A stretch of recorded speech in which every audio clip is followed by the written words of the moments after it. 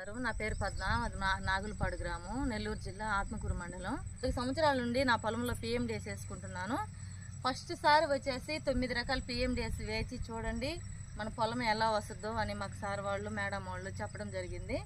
అలాగే మన పొలంలో మనం వేసి చూసి దాంట్లో బెనిఫిట్ ఎలా ఉందో చూసుకొని తర్వాత మనం రైతుల దగ్గరికి వెళ్ళాలి అన్న ఒక పట్టుదలతో ఫస్ట్ నా పొలంలోనే నేను ఒక 9 రకాల నవధాన్యాలు తీసుకొని పిఎండిఎస్ వేసి 45 రోజుల తర్వాత దున్ని తర్వాత నేను ప్రధాన పంట పైరు పెట్టాను.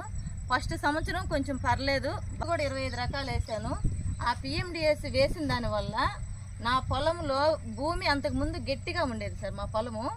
ఇప్పుడు ఆ పిఎండిఎస్ వేసిన దానివల్ల భూమి గుల్లబారింది. మొత్తం పారించిన దానివల్ల వానపాములు తయారైనాయి. పైకి ఒక రోజుకి 30 శిలీంధ్రాలు వేసిన దానివల్ల మన భూమి బాగా గుల్లబారింది. గుండేసి అజోలో ఎప్పుడు వేసానో మనకు కలుపు రాలేదు. కషాయాలు కూడా మా పొలానికి కూడా ఏమి వాడలేదు.